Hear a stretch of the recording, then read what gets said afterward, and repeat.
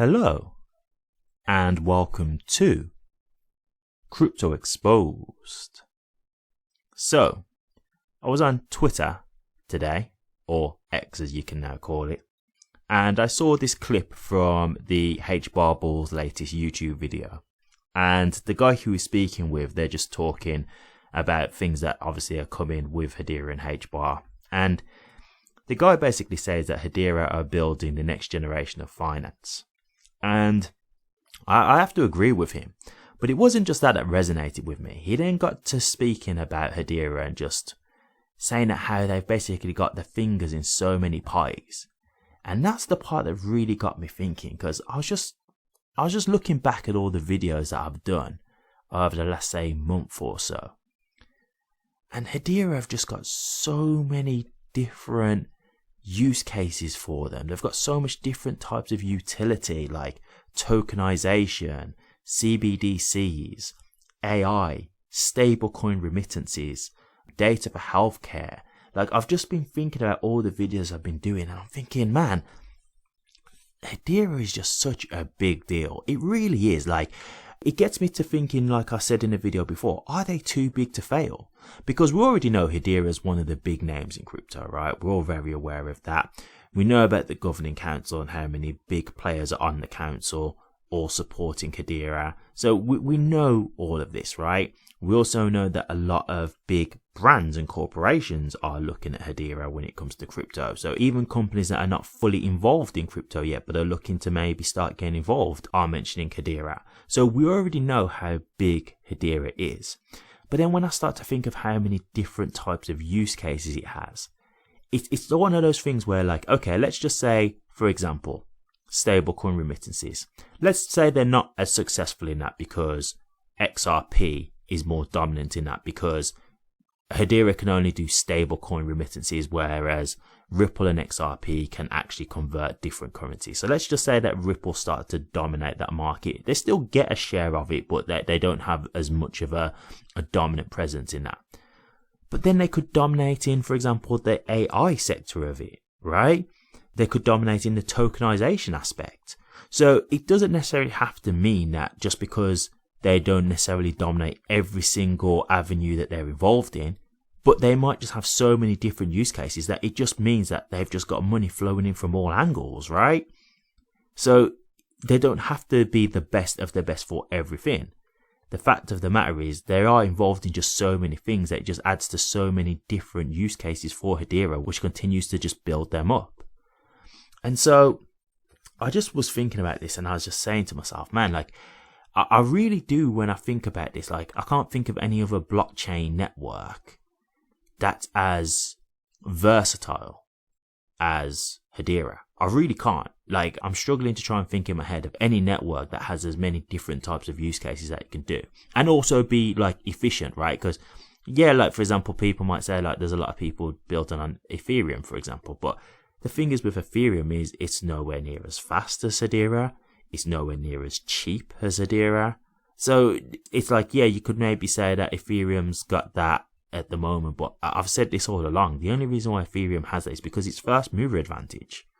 There's no one at the moment, if you was to put these two networks together and say, okay, this is Ethereum and this is Hedera, there's no one who's going to want to choose Ethereum over Hedera if you just look at what both networks can do. You just wouldn't, right?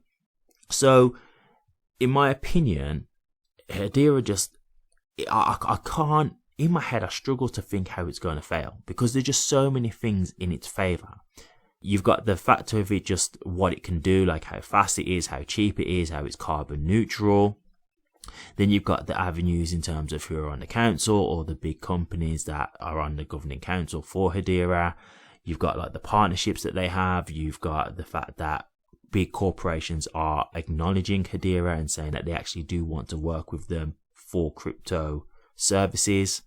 Then you've got the many different types of utilities that it can do.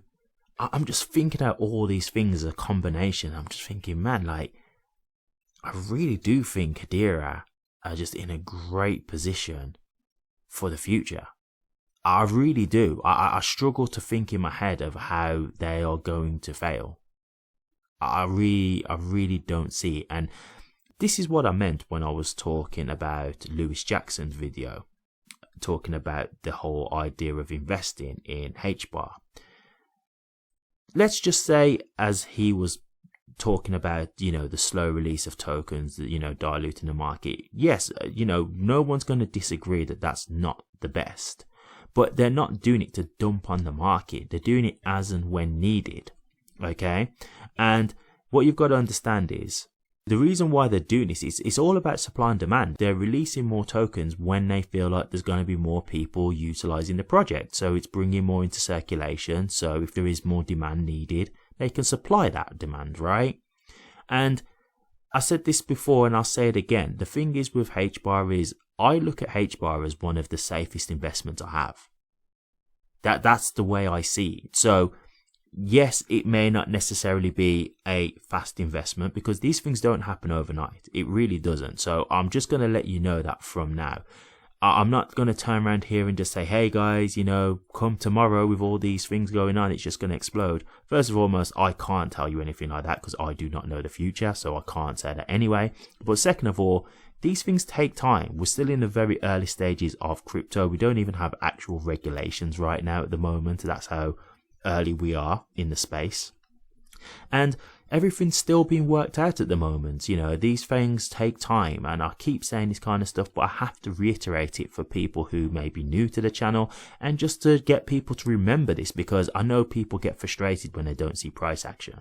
I get that they see these videos and they think, okay, so why is the price still so low? Why is it not going up? What's going on? And I do understand that frustration, I do, but you've just got to understand that these things do take time. They're not overnight things. When you think about Bitcoin, right? A lot of people think about Bitcoin and think that was an overnight success because all they probably saw in terms of their introduction was, oh, it's on the news. Bitcoin has surged up to X amount of percent and now there's new Bitcoin multimillionaires. Okay, yes, but that was the first of its kind. So you wasn't aware of that happening, right? What you've got to understand is before that even took off, it took years to get to that point. This wasn't a thing where people held Bitcoin and, within like a month or two, it just exploded. No, it took years for that to happen. There's people selling Bitcoins for pizza. Somebody sold like wasn't it like 10, 20,000 Bitcoins for a pizza? If they had the foresight to think that this was going to be something that was going to be so huge, do you think they would have really have sold all those Bitcoins for a pizza? Of course not. But this is what I'm saying. People don't always know where things are heading and people start to lose faith. So then they start to look at other things. And it doesn't help when you've got stuff like Pepe and the meme coins, right? Because you do see those kind of things taking off. And so you start to get even more impatient because you're saying like, why is it the things that I'm invested in that have the real like utility and stuff like that are taking so long to take off when you've got these like Pepe memes and stuff like that? They're just blasting off and, again, making people millionaires. Well, again, what you've just got to understand with that is Pepe and meme coins, they're essentially just gambling. That's what it is, because they have no utility, they have no use case, right? They don't serve any kind of purpose. So yes, you could put your money into a Pepe or a meme coin, but I'll put it to you like this: it's no different than buying a lottery ticket. That's literally what it is. Now, you may get lucky and it does well and it takes off, or you may get unlucky and you get a rug pull, or it just doesn't go nowhere because it doesn't serve any kind of purpose and it's not popular. That simple. It's a gamble. It's 50-50. It could go well, it could not. And that's the thing. When you're investing in cryptos like HBAR, you're investing into sound investments if you do your research and feel comfortable. Now, that's up to you, your choice. Like, you may look at Hedera and HBAR and think, actually, no, I don't think it's a safe investment. Okay, fair enough. And I suppose it depends on your opinion, right? Like, if you are not willing to wait so long for a price appreciation, then yeah, you may think this isn't a sound investment for me. So it does come down to your type of investment style as well. But I do think that Hedera is a safe investment because of the avenues that it has, the amount of different use cases it has. That's the kind of stuff that makes me feel comfortable, right? So yeah, this is just more of a free thought that I've got here. I've not got no specific articles or anything that I'm doing, but it's just something to say to you guys, because as we still continue to navigate this current market, it seems that we may be out of the bear market now, but it doesn't mean that we're in bull market territory. A lot of people think it's like it's either one or the other, black and white. No, there's grey areas. Like, yes, we may not be in a bear market right now, but that doesn't mean that we're just going to take off tomorrow. It may still take time for us to get into a bull market. We might be in the situation of consolidation, right, where we're just stagnant for a while, ranging between certain areas.